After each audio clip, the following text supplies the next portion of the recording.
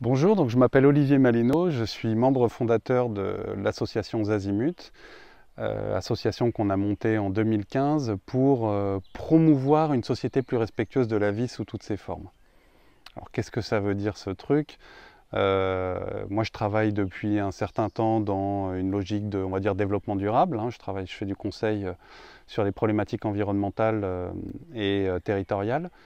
Et on voit que ces questions de développement durable, ce sont des questions qui à la fois nous stimulent, nous titillent les uns les autres parce qu'on sent tous au fond de nous ce petit truc vivant qui bouillonne là et qui nous pose tout un tas de questions au vu de ce qui se passe aujourd'hui.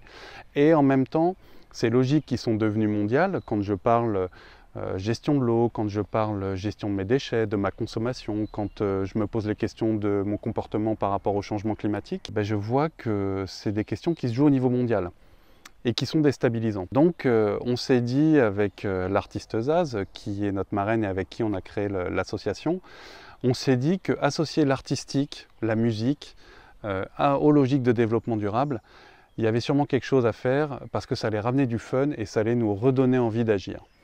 Et on se rend compte au sein de Zazimut, avec le réseau qu'on crée, les contenus pédagogiques qu'on développe, que cette logique d'innover en s'amusant, elle est stimulante et elle permet à tout un tas de gens qui peut-être n'osaient pas y aller, de franchir le cap, de s'investir et d'aller plus loin dans leurs actions quotidiennes. Ce qu'on fait au sein de Zazimut, c'est développer des contenus pédagogiques. L'éducation est quand même un élément central pour aborder demain les problématiques et les défis qui vont se poser à nous. Si je reprends cet exemple prégnant actuel du changement climatique, pour moi, il est beaucoup plus important d'être capable en 2050 d'être toujours autour de la table et de discuter ensemble de ce qu'on n'aura pas vu venir que de s'attacher aux solutions à mettre en œuvre immédiatement. On essaie au sein de Zazimut de créer des contenus pédagogiques qui vont à la fois permettre aux gens de progresser sur ces questions-là, de se dire tiens, quelles sont les bonnes pratiques, en tout cas celles qui semblent les plus louables et les plus viables aujourd'hui, tout en gardant à l'esprit que c'est pas certain que cette solution marche. Et que, encore une fois, dans 20, 30 ans, 50 ans, 100 ans, on aura de nouveaux défis à relever et qu'il faut qu'on soit encore capable de discuter ensemble pour relever ces défis. Parce que la biodiversité, la gestion de la biosphère et la place de l'homme dans la biosphère, c'est des questions qui sont hyper complexes. Et il faut être, à mon avis, très humble par rapport à ça. Et donc les contenus qu'on développe au sein de Zazimut essaient en tout cas d'investir ces questions avec une certaine... Vous le savez sûrement, cette association elle est portée par une artiste internationale qui est la chanteuse Zaz.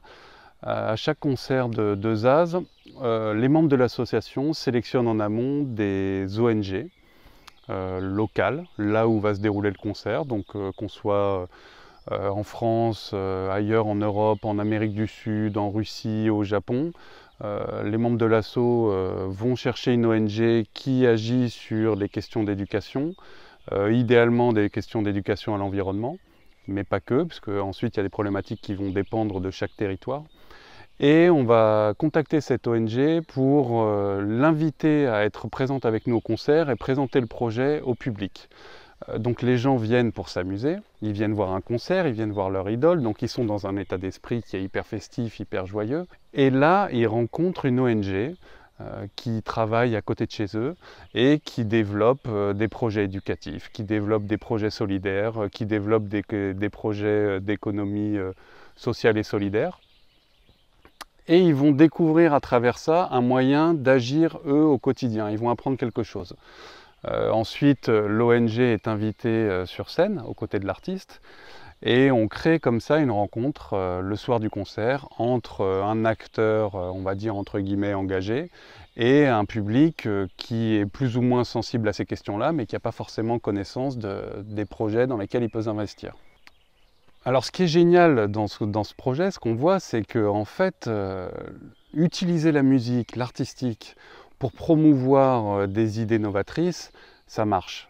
Et on a créé comme ça tout un tas de rencontres, les soirs de concert, et des trucs géniaux, voilà, des ONG qui ont eu leur nombre de membres qui a explosé. Et donc on crée un premier lien le soir du concert, et on développe ça ensuite tout au long de la route sur la tournée.